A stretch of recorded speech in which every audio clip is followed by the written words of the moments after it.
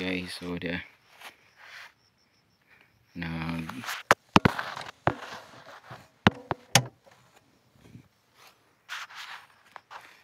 nagulay power ang repeater kay naigo sa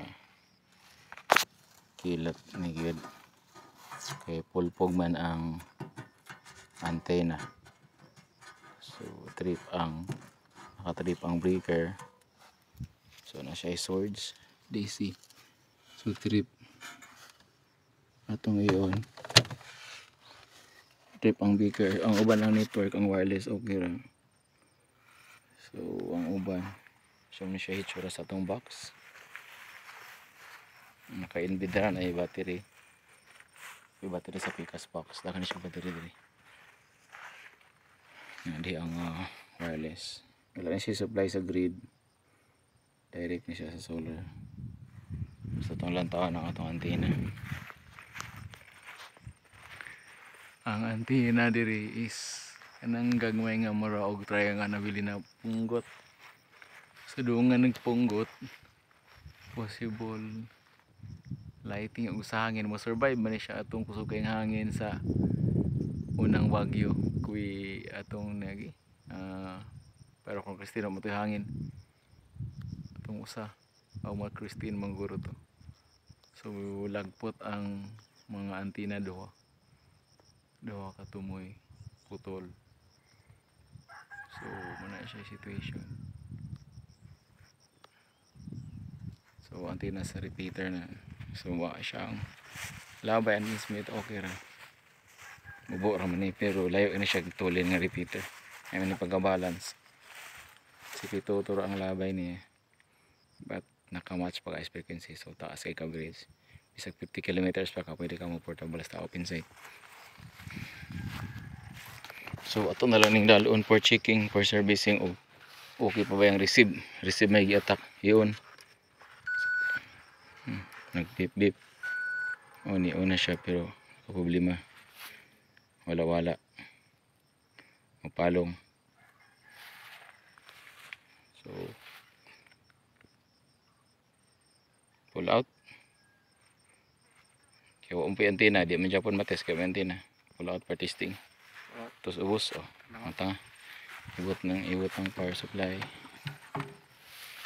ibot ang antena apikas karing gamay kari oops and power supply please kana okay tangtang okay. So hindi iro na mo dia dugi wala man may makaon nga isag pagkaon kay every time ari may amo man siyang taga pagkaon, may kadala taon sa bago na may makaon basin na biscuit, sorry ka na lang igutom siguro na iro, so mao ni siya o pero akong putlo ng iyang kawan power supply ana kay ron na siya dala nga plug tipan na lang tumoy ana, so na siya punta, then we are facing sa Olympia, Bais Bay or Somco and White Sand. So the elevation of this kanang mountain peak is about 660 640 plus 660 siguro ni atong wa pa naton double check sa Google, pero 600 plus ni ang meters from the sea level. So yun ang will watching din napita diha na siya unang lawo diha sa Bais, then kanang makita to tumoy sa White Sand, and diri nga mga balay nga makita sa ubos is Saisi Farm and also the town of Manoyod. So yun lang, muli na ni kay ipadala ni for servicing sa Cebu.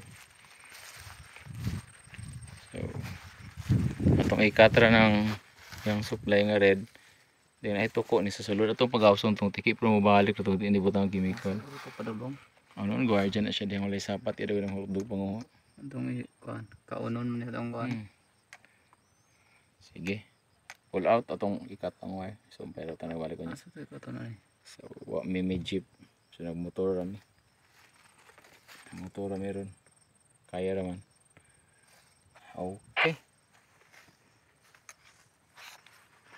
Lagpot ang antina. Kari okay ra. So pull out. Yeah. Bye bye until next videos.